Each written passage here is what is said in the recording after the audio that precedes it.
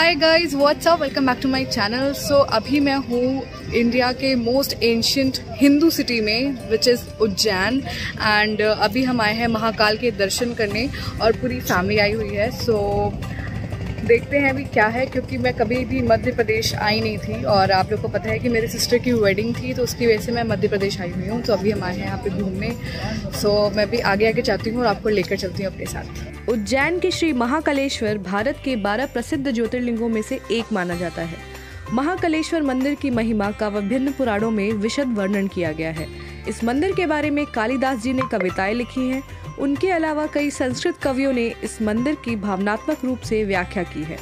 आपको बता दें कि उज्जैन भारतीय समय गणना के लिए केंद्रीय बिंदु हुआ करता था और महाकाल को उज्जैन का विशिष्ट पीठासीन देवता माना जाता था।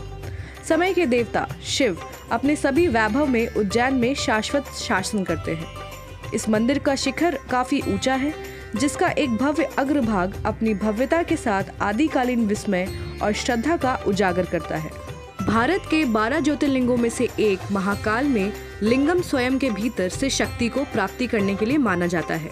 महाकालेश्वर की मूर्ति दक्षिणमुखी होने की वजह से ये दक्षिणा मूर्ति मानी जाती है।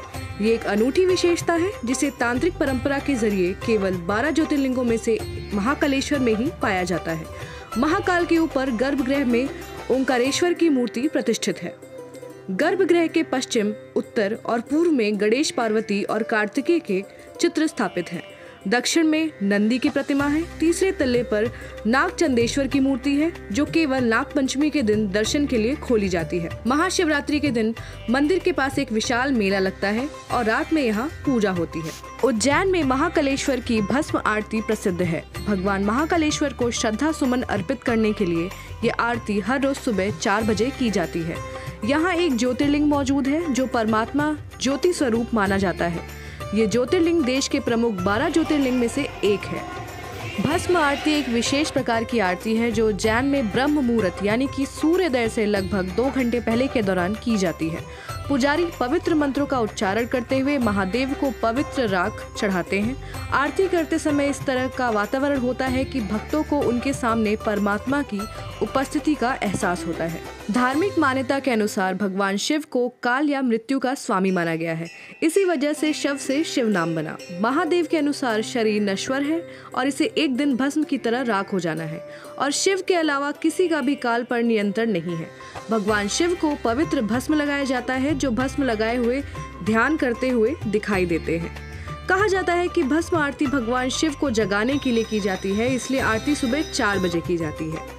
वर्तमान समय में महाकाल की भस्म आरती में कपिला गाय के गोबर से बने कंडे, शमी, पीपल, पलाश, बड़, अमलतास और बेर की लकड़ियों को जलाकर तैयार किए गए भस्म का इस्तेमाल किया जाता है। शंकर जी के रूप है और यहाँ पे पापा मम्मी 9 ग्रहों की पूजा करने वाले हैं। ऐसी मान्यता है कि वर्षों पहले शमशान के भस्म से आरती होती थी, लेकिन अब कंडे के बने भस्म से आरती श्रृंगार किया जाता है। नियम के अनुसार भस्म आरती को महिलाएं नहीं देख सकती हैं, इसलिए कुछ समय के लिए उन्हें घूंघट करना पड़ता है। आरती के दौरान पुजारी एक वस्त्र धोती में होते हैं। इस आरती में अन्य वस्त्रों को धारण करने का नियम नहीं है। पौराणिक कथाओं के अनुसार ऐसा कहा जाता है कि प्राचीन समय में उज्जैन में महाराज चंद्रसेन का शासन था, जो भगवान शिव के परम भक्त थे। न केवल चंद्रसेन बल्कि उज्जैन की प्रजा भी भगवान शिव को बहुत पूजती थी। एक बार राजा रिपुदमन ने चंद्रसेन के महल पर हमला कर दिया और राक्षस दूषण के माध्यम से प्रजा को काफी नुकसान पहुंचाया।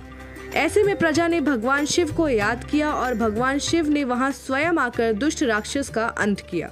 इसके बाद राक्षस के राख से अपना श्रृंगार किया और वो हमेशा के लिए वहां बस गए।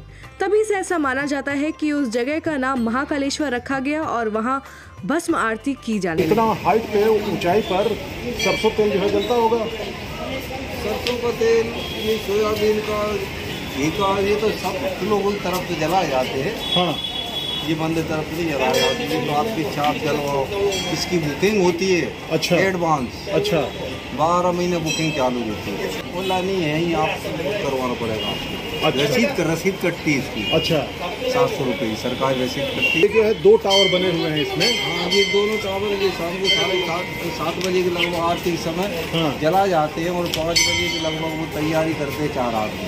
अच्छा, चढ़ते ही नहीं कि 4:30 आदमी इसी के सहारे चढ़ते हैं। इन्हीं के सहारे चढ़ के 7 बजे पहले आ जाता, पौने 7 बजे लगभग 6:30 जलाते हुए भी देख लेना।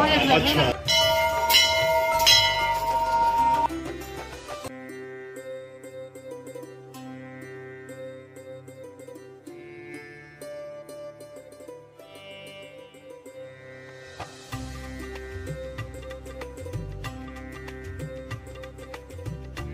अभी फाइनली हमने मंदिर सब कुछ घूम लिया है और अभी रास्ते में बीच में ये पड़ा है ढाबा।